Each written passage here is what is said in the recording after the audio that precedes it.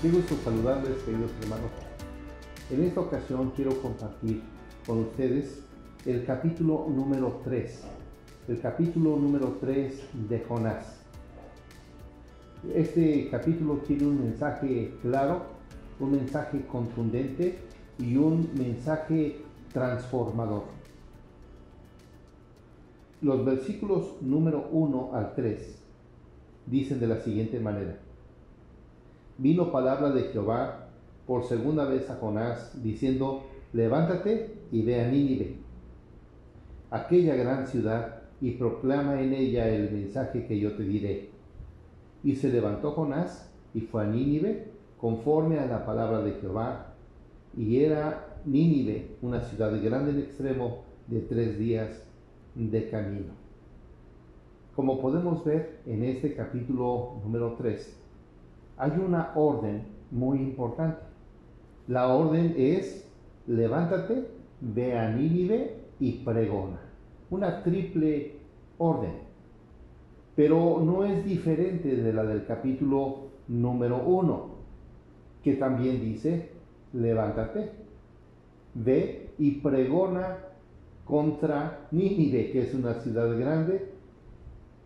Y bueno, el mensaje es el mismo, la enseñanza es impactante, solamente que en esta ocasión el capítulo 1 y el capítulo 3 tienen la misma enseñanza, solamente que hay ciertas diferencias.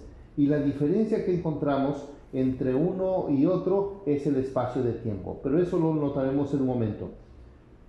Aquí en el capítulo número 3 encontramos una orden confirmada, una orden que Dios confirma de una manera clara y contundente. Pero si nosotros hemos de acercarnos a este pasaje, debemos de acercarnos y ver algunas características de esta orden divina, de esta orden confirmada. En el versículo número 1 dice: vino palabra de Jehová por segunda vez a Jonás. Vino una orden, pero dice por segunda vez, por segunda ocasión. El mensaje se repite. Entonces aquí nosotros podemos ver una orden firme. Lo que se dijo en el capítulo número 1, versículo 1, ahora se repite en el capítulo 3, versículo 1, para mostrar la firmeza del mensaje de Dios.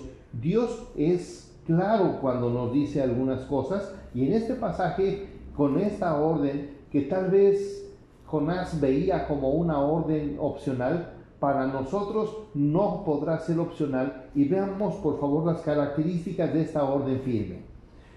Es firme porque en el capítulo número 1 y en el capítulo número 3 hay un espacio de 6 meses a 1 año. ¿Qué quiere decir esto? Que nosotros normalmente pensamos que el capítulo 1, el capítulo 2 y el capítulo 3 se desarrollaron en cuestión de unos cuantos días o de unas cuantas semanas. Pero no es así. Si nosotros comenzamos a estudiar exhaustivamente este libro, encontramos que hay un periodo un poquito más largo. Calculamos entre 6 meses y 1 año el tiempo que se llevó Jonás para poder llegar hasta Tarsis. Es el pasaje, la idea era que él llegara a Tarsis, pero no llegó hasta Tarsis, fue vomitado en una costa de Marruecos. Hoy sabemos que es Marruecos, pero en aquella ocasión llega a esa costa y ahí es vomitado. Pero para este momento ya estamos hablando que desde la salida de Jonás de Jope para viajar en el barco se tardaron aproximadamente ese periodo de 6 meses a 1 año. Pablo, haciendo el recorrido aproximado hasta Roma, hizo un tiempo también aproximado de 6 meses por razón de los constantes vientos de las constantes tempestades, de todas las vicisitudes que tuvieron que pasar para poder llegar ahí. Entonces, nosotros estamos calculando en este momento, después de mucho estudio, que el periodo que se da del capítulo número 1 al capítulo 3 es aproximadamente de 6 meses a 1 año. Y yo podría decir con más claridad que fue 1 año. El mensaje del capítulo 1 y del mensaje del capítulo 3 es el mismo, pero eso le da fuerza. Dios no cambia su mensaje, Dios no cambia su verdad. En este pasaje encontramos la orden para compartir el Evangelio. Este es un asunto que nosotros como iglesia hemos perdido. El Evangelio debe ser predicado y el Evangelio es algo que se nos dio a nosotros como una orden para que nosotros compartiéramos constantemente esta verdad. De tal forma que el mensaje y la orden son órdenes firmes. Esta orden es una orden firme, no cambia. Del capítulo 1 al capítulo 3, la enseñanza es la misma. Ve, levántate y pregona. No hay opción. Algo que nos llama la atención es que del capítulo 1 al capítulo 3, el mensaje no cambió, el mensaje fue el mismo. Y esto tiene una enseñanza muy hermosa también. El mensaje del Evangelio, el mensaje de Cristo, el mensaje del amor de Dios, es un mensaje que no cambia. Es un mensaje que hemos visto en un tiempo aproximado de 4,000 años y jamás ha cambiado una sola cosa. El mensaje sigue siendo el mismo. La verdad de Dios sigue siendo la misma. El Evangelio no cambia, porque el Evangelio son las buenas nuevas de Dios para nuestra vida. Ese Dios misericordioso, clemente y santo, ese Dios de toda gracia y de toda misericordia, se revela a nosotros y nos da esa orden que no cambia. Los Gálatas entendieron mal el Evangelio. Ellos ya estaban escuchando un Evangelio diferente. Y dice Pablo, no que haya un evangelio diferente, ni que haya otro evangelio, sino que solamente hay un evangelio, el evangelio de nuestro Señor Jesucristo. El evangelio es incambiable, es inmutable, porque el evangelio es Dios mismo dando las noticias de amor y de perdón para nosotros. Por lo tanto, el evangelio jamás va a cambiar. Aquí encontramos algo importante. Si no cambia este evangelio, entonces podemos decir que el evangelio, el evangelizar, el compartir nuestra fe, tampoco es opcional. Queridos hermanos, no es opcional. Se nos ha dado una orden para que nosotros, como Jonás, también prediquemos el evangelio y lo hagamos de una forma fuerte, con toda dedicación, con toda urgencia, con todo denuedo. Y necesitamos ahora ir y predicar el evangelio desde temprana hora. No debemos esperar. Estamos en una época fuerte, en una época cuando la gente necesita escuchar el evangelio de nuestro Señor Jesucristo. Usted ya ha conocido del gran amor de Dios. Estoy seguro de eso.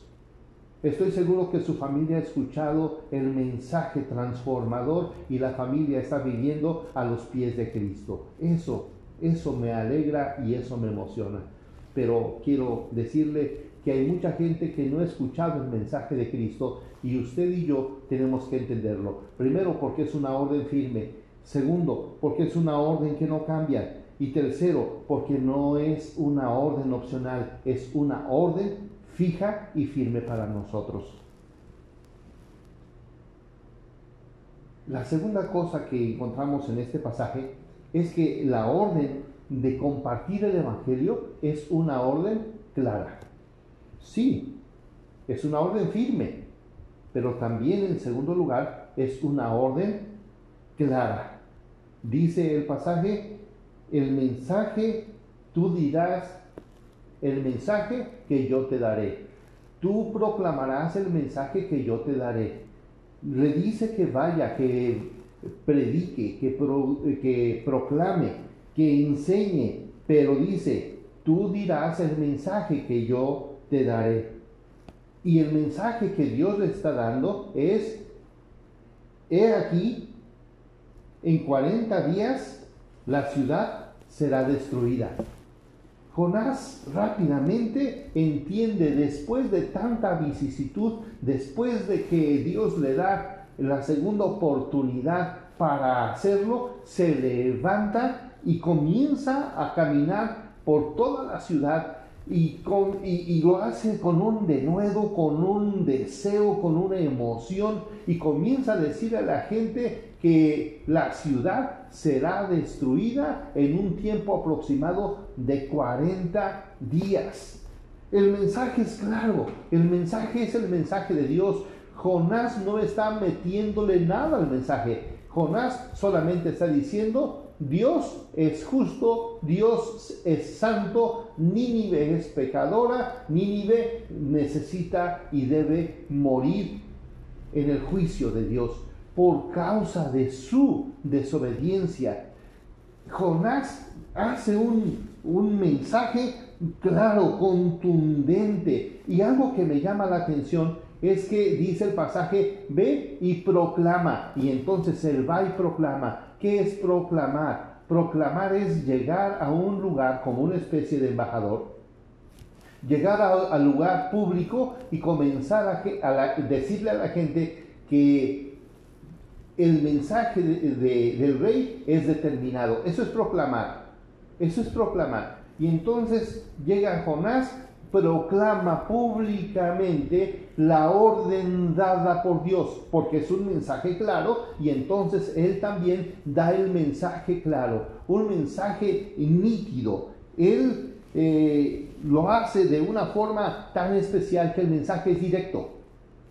El mensaje es drástico, pero el mensaje es efectivo.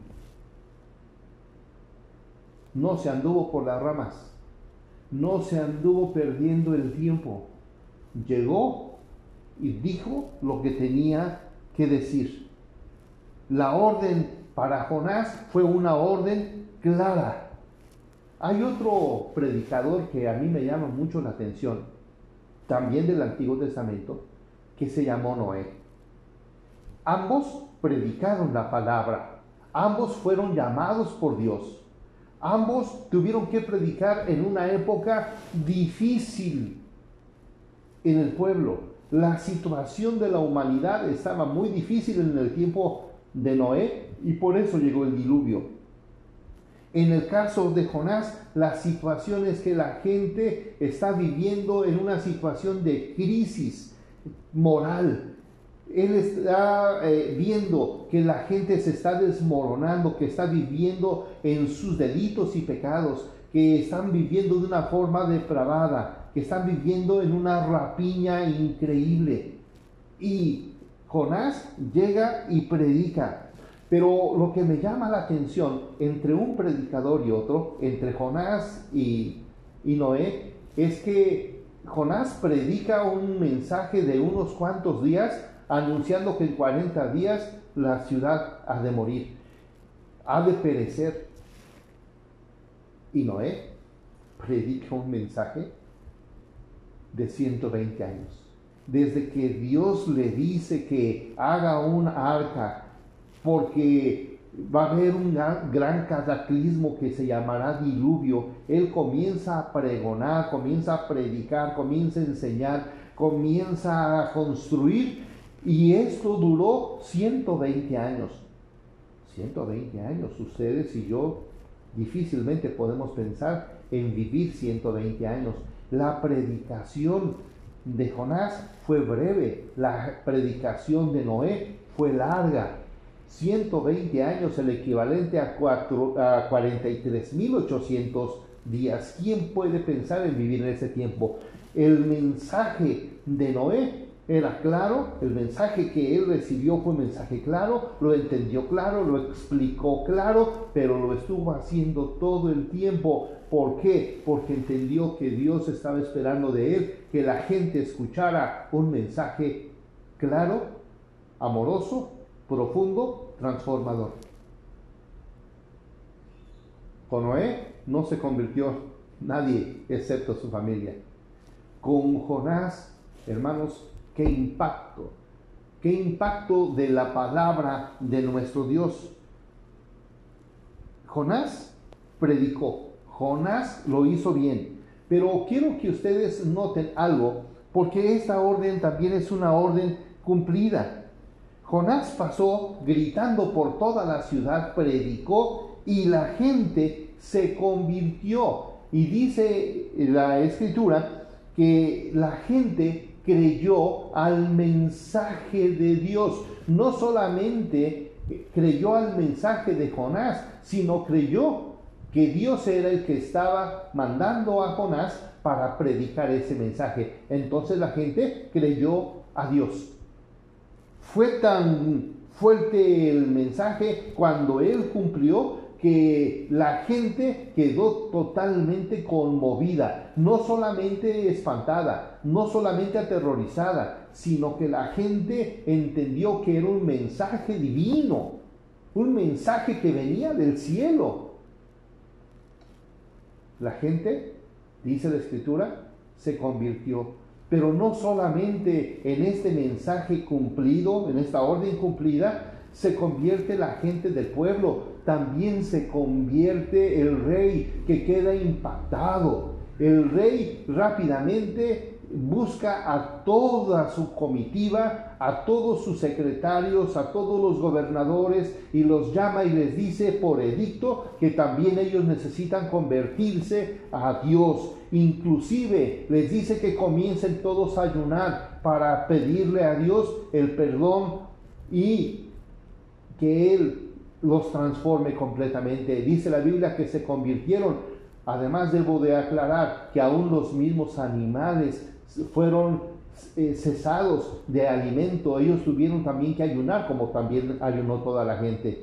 Hubo un impacto nacional. El mensaje de la palabra de Dios hizo un impacto nacional. Esto me gustaría que pasara en nuestro país, que nosotros pudiésemos predicar el Evangelio y no solamente en una localidad se pudiera escuchar, sino que se escuchara a nivel nacional. Como me gustaría que por edicto presidencial también la gente pudiera acercarse a nuestro Dios y pudiera decir: necesitamos de ese Dios de los cielos.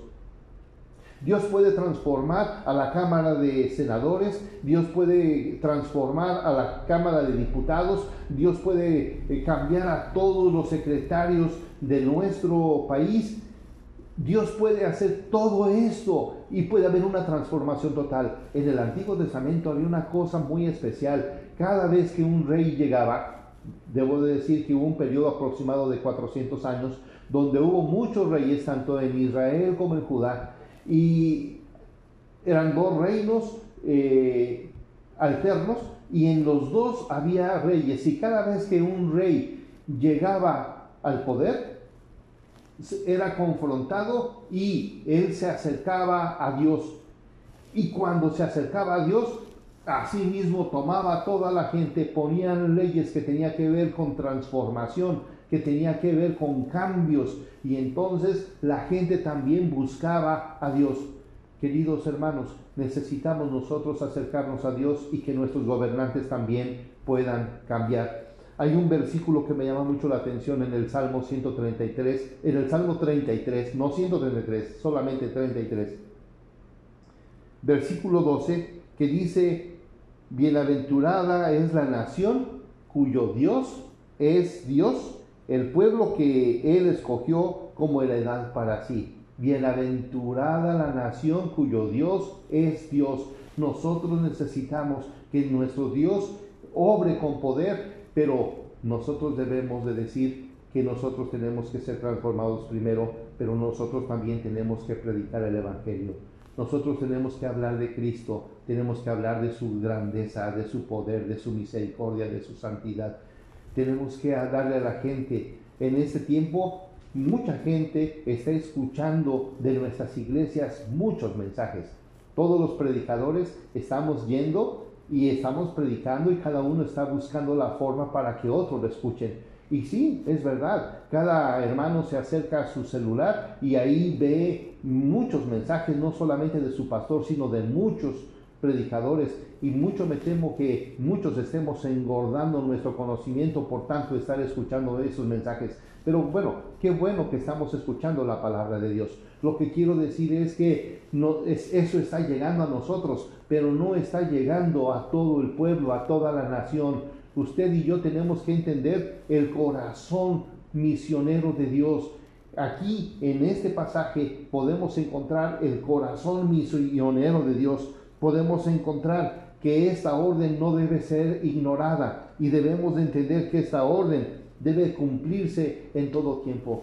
Necesitamos predicar el Evangelio. Ustedes y yo, en esta época, en este tiempo de pandemia, en este tiempo de necesidad, en este tiempo cuando tanta gente está muriendo, cuando mucha gente está siendo contagiada, cuando mucha gente está con el temor de lo que puede pasar, necesita escuchar el mensaje transformador. Y hermano querido, usted y yo somos esos canales, somos esos instrumentos para hablar de Cristo. Hagamos ya nuestra tarea. El pecado de Jonás no solamente fue no obedecer, sino quedarse con el mensaje que él ya mismo tenía y que no quiso compartir con nadie. Quiero concluir con esto. En este tiempo de pandemia, hablemos del poder del Evangelio. Y quiero hacer una diferencia breve, una conclusión breve que tiene que ver con Jonás y que tiene que ver con Noé. Jonás, después de tantos años, después aún de haber repetido y que la orden le llegó y le llegó clara y que ahora obedeció, siempre él será recordado como un Jonás desobediente, un Jonás rebelde, como un Jonás enojón, como un Jonás caprichoso. En cambio, cuando nosotros pensamos en Noé, dice la Escritura que Noé fue heredero de justicia que vive por la fe. En Hebreos capítulo 11, versículo 7, encontramos esto. Inclusive aquí está un buen título para un epitafio, por si usted está pensando que alguna ocasión ha de partir con el Señor, este podría ser un buen nombre para un epitafio. Fue heredero de la justicia que viene por la fe. Pero también encontramos en el libro, en la segunda carta de Pedro, capítulo 2, que él fue conocido como pregonero de la justicia. Pregonero. ¿Qué es un pregonero? Es un predicador. En el Nuevo Testamento la palabra es queruso, uno que viene, que proclama, que viene corriendo de un lugar lejano, que llega a la ciudad, que saca su trompeta, que comienza a decirle el mensaje que necesita escuchar la gente porque viene de parte de Dios, y entonces él lo da. Eso es lo que hizo Noé, y Noé siempre será recordado como un hombre obediente que obedeció a la primera. Jonás obedeció a la segunda. Noé obedeció a la primera. Hermanos amados, ¿nosotros obedeceremos a la primera? ¿Estamos obedeciendo a la primera? No me temo, estoy seguro que muchos de ustedes lo han hecho a la primera, pero mucho me temo que habrá algunos que a la segunda, y también mucho me temo que algunos sean indiferentes para escuchar este mensaje, pensando que otros son los que deben de predicar o que ustedes no lo pueden hacer. Hermanos amados, hablemos del amor de Dios, del perdón de Jesucristo, de la gracia divina, porque hay mucha gente que necesita escuchar el mensaje transformador. Esta orden es una orden confirmada, porque fue una orden firme, porque es una orden clara y porque fue una orden cumplida. Que el Señor les bendiga y esperamos que este estudio del libro de Jonás sea de bendición para sus vidas.